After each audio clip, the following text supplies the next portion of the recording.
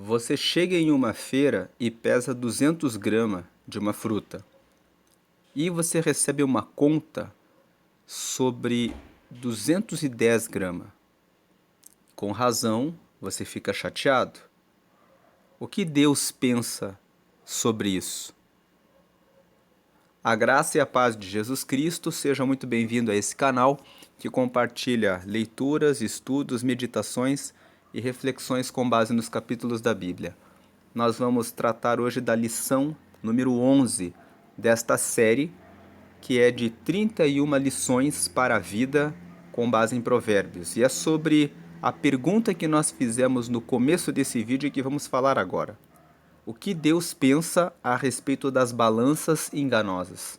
No verso 1 de Provérbios 11, está escrito que balança enganosa é abominação para o Senhor, mas o peso justo é o seu prazer.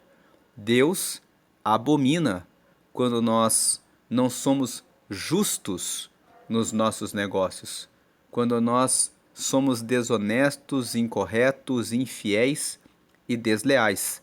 E as lições que o capítulo 11 de Provérbios nos apresentam sobre a questão da balança enganosa é de que não vale a pena. Usando o exemplo do início do vídeo, você fica chateado porque a pessoa te cobrou além daquele peso que você realmente, efetivamente pegou, e por mais que amanhã aquela fruta tenha sido uma das melhores, você vai dizer para as pessoas à sua volta: aquela pessoa, aquele feirante, ele é desonesto.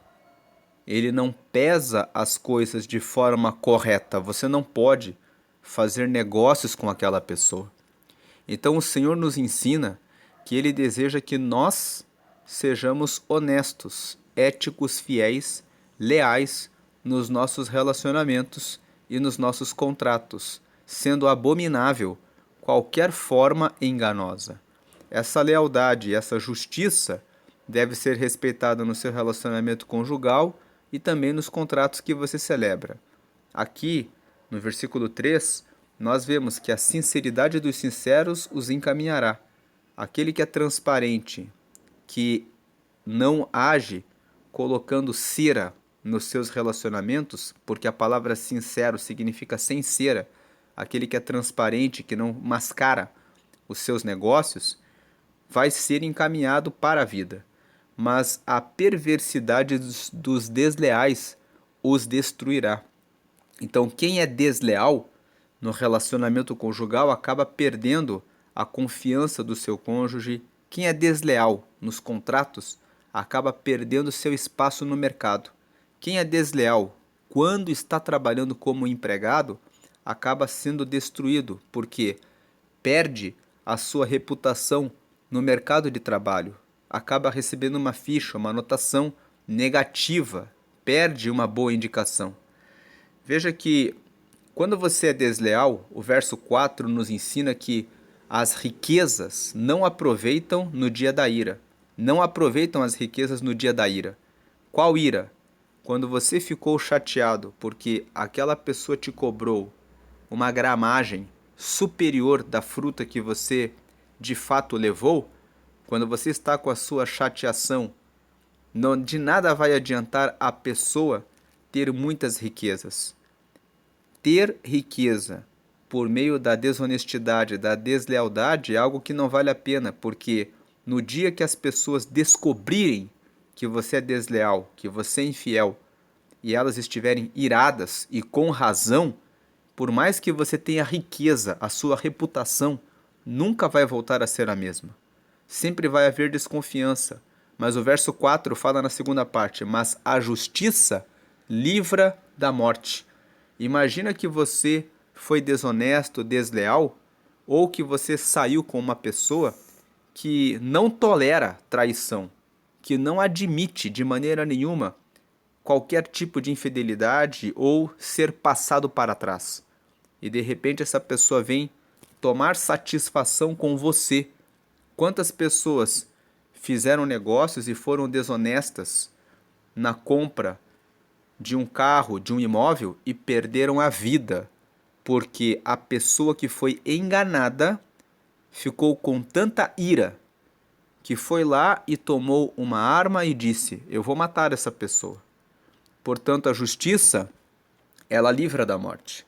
Veja que no versículo 5 ele fala que quando você age com justiça, a justiça do sincero endireitará o seu caminho. O versículo 5 nos traz uma esperança.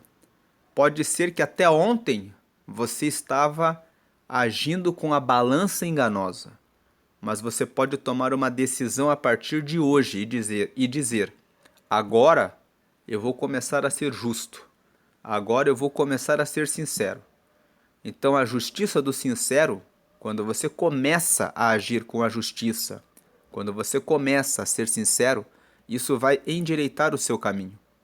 Então, comece hoje. Se você tem feito alguma coisa de errado, comece hoje um propósito de ser correto, honesto, leal, sincero e verdadeiro, porque o seu caminho vai ser endireitado. Agora, se você se mantém na impiedade, o caminho do ímpio, pela sua impiedade cairá. Indo no versículo 6, nós vemos que a justiça dos virtuosos os livrará, mas na sua perversidade serão apanhados os iníquos. Quando você age com a virtude da justiça, você consegue receber o livramento. Veja que o versículo 8 fala que o justo é libertado da angústia e o ímpio fica em seu lugar. Ou seja, quando você age de maneira correta, quando você age com a justiça, você escapa de todas as situações negativas. Quem fica no lugar dessas situações negativas é aquele que vive fazendo a coisa errada. Ainda sobre a justiça, indo por essa linha, o versículo 10 nos fala que no bem dos justos exulta a cidade, e perecendo os ímpios há júbilo. Ou seja, quando as pessoas que fazem as coisas corretas são valorizadas, quando elas são abençoadas, toda a cidade, todas as pessoas em volta ficam felizes. Por quê?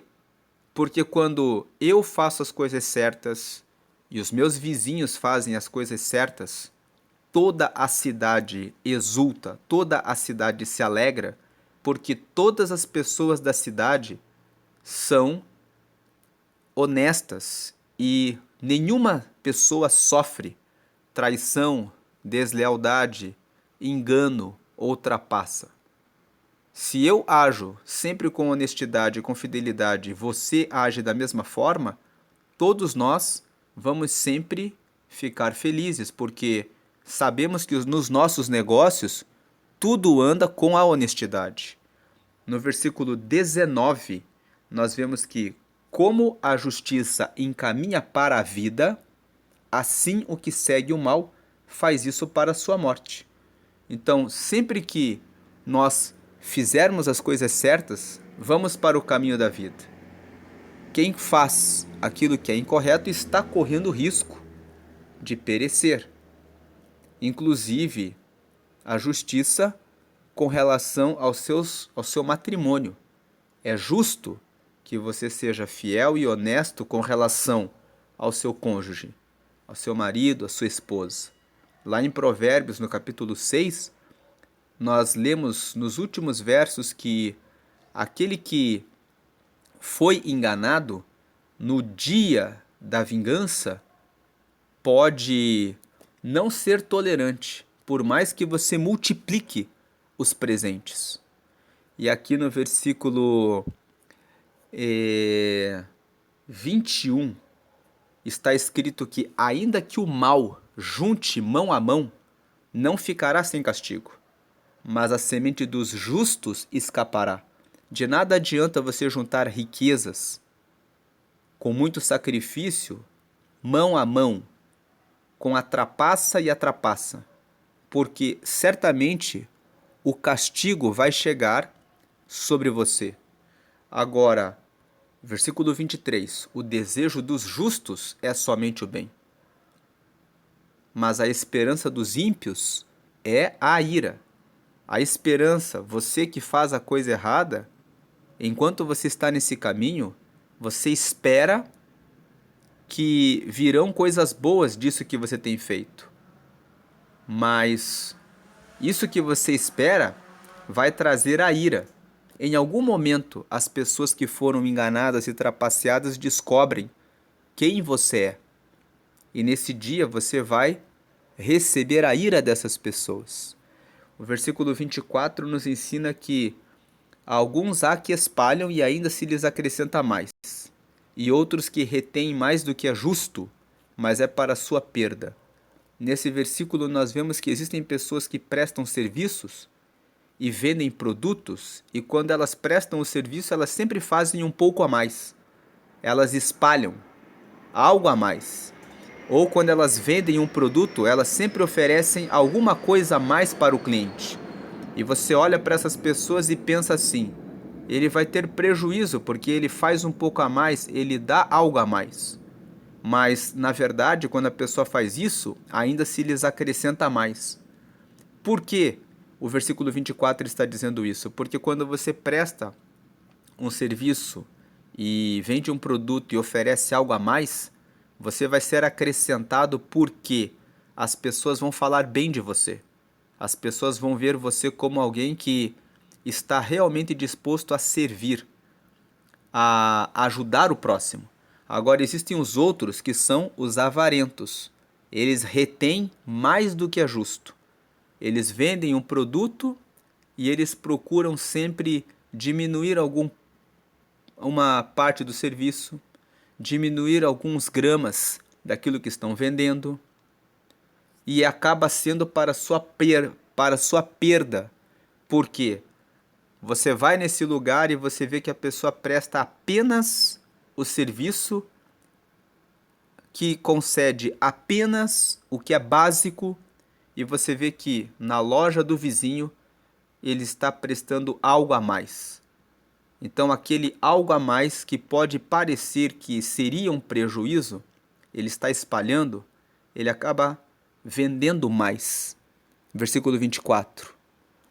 Porque ele entrega algo a mais. No verso 26 nós vemos que ao que retém o trigo, o povo o amaldiçoa, mas bênção haverá sobre a cabeça do vendedor. Uma pessoa que tem um produto, que tem um serviço, que tem alguma coisa que pode ajudar o próximo, e ele pode colocar à disposição do próximo, cobrando o devido preço, obviamente, mas a pessoa segura, fala: não vou prestar o serviço, não vou atender as pessoas, eu vou reter, mesmo sabendo que as pessoas estão precisando disso e elas estão dispostas a pagar por isso o preço justo, mas eu não quero vender. Quando eu faço isso, eu estou sendo injusto com as pessoas. Eu estou sendo injusto porque eu estou permitindo que as pessoas fiquem sofrendo alguma coisa que eu posso oferecer para elas. E elas querem receber aquele serviço e você não oferece. Você está colocando as pessoas em sofrimento. Então, aquele que confia nas suas riquezas cairá. Versículo 28 agora. Mas os justos reverdecerão como a rama. Ou seja, aquele que confia só nas suas riquezas, ele não entende que a vida não é só sobre riquezas. É sobre relacionamentos, é sobre comunhão com o próximo, é sobre amizade, é sobre ser útil e prestar um serviço para o próximo. Deus criou as pessoas para que elas possam ajudar umas às outras. Por isso, o segundo mandamento é: ama o teu próximo como a ti mesmo. Assim como você não quer ser enganado, você não deve enganar o próximo. Se coloque no lugar do próximo. Pense em como você se sentiria se você fosse enganado ou se você fosse tratado com injustiça. Se você precisasse contar com alguém que pode te oferecer alguma coisa e te ajudar, Mesmo você pagando o devido preço e a pessoa dissesse, eu não vou prestar o serviço.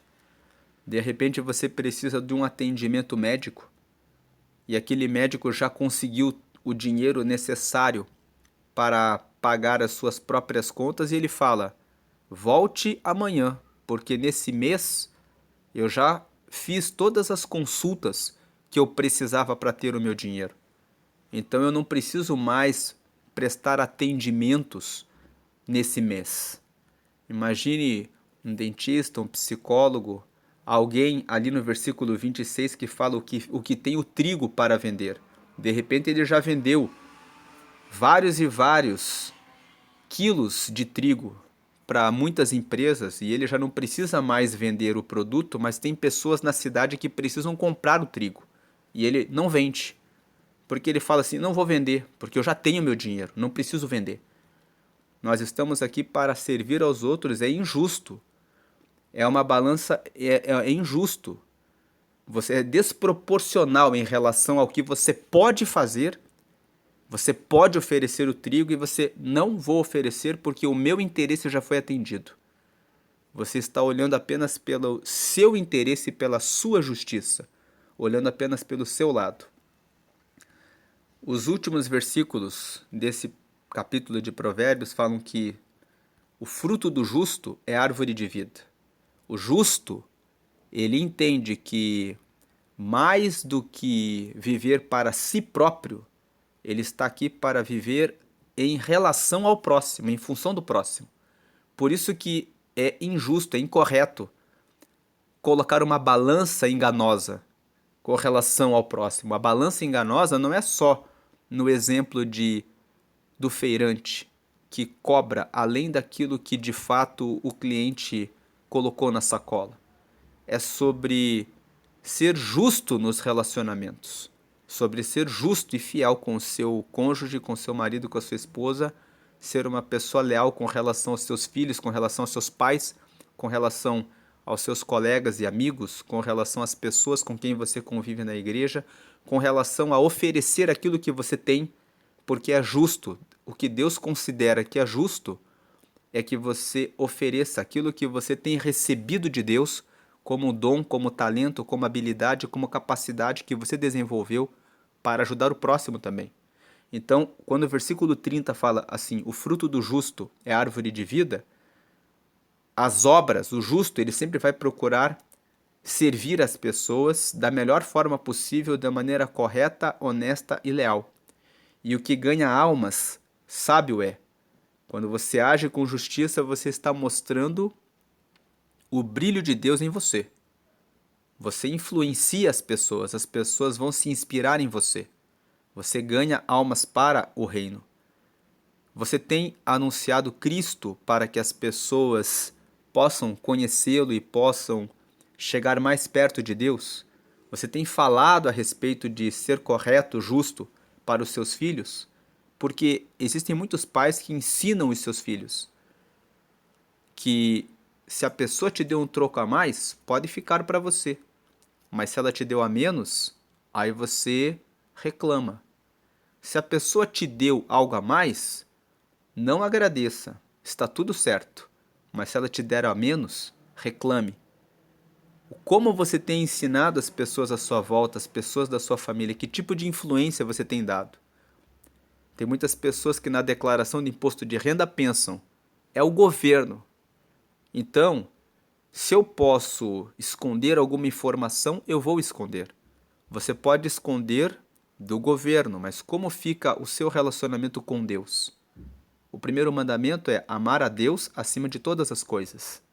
Então, quando você ama a Deus acima de todas as coisas e você sabe que Ele tem os olhos como chamas de fogo que tudo vê, você sabe, eu honro a Deus antes de honrar o governo. A lei pode não ser muito correta, pode ser questionável, mas o meio correto de você questionar a lei é escolhendo representantes que atendam aos seus interesses. Mas se a lei estabeleceu aquele critério, o justo é seguir aquele critério.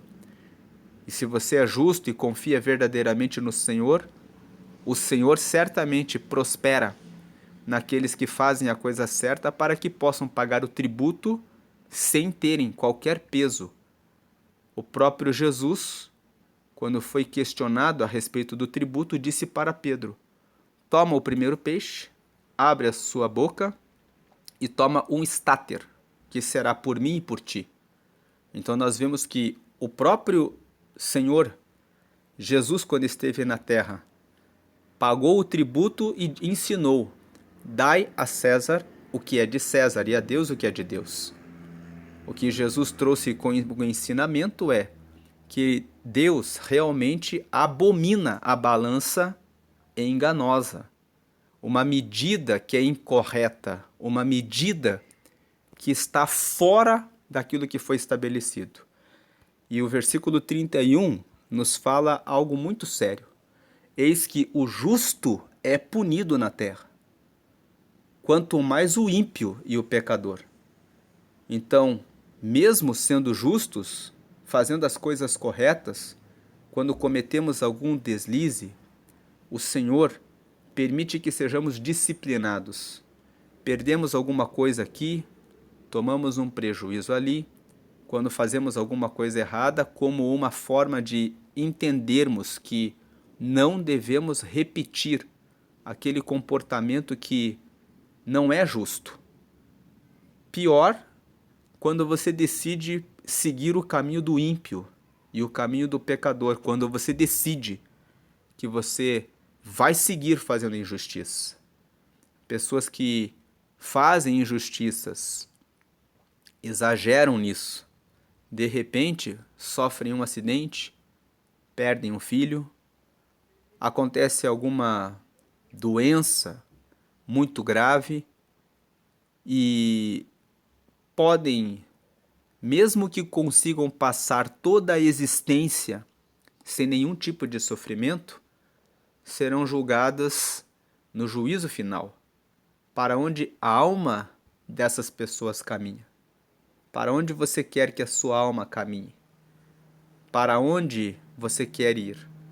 Você é uma das pessoas que diz: eu verei a Deus? No grande dia, eu verei a Ele. E Ele saberá quem eu sou. Saberá qual é o meu nome. Estará comigo e eu estarei com Ele para sempre? Pense e reflita. Balança enganosa é abominável ao Senhor. Deus abençoe. Paz de Jesus.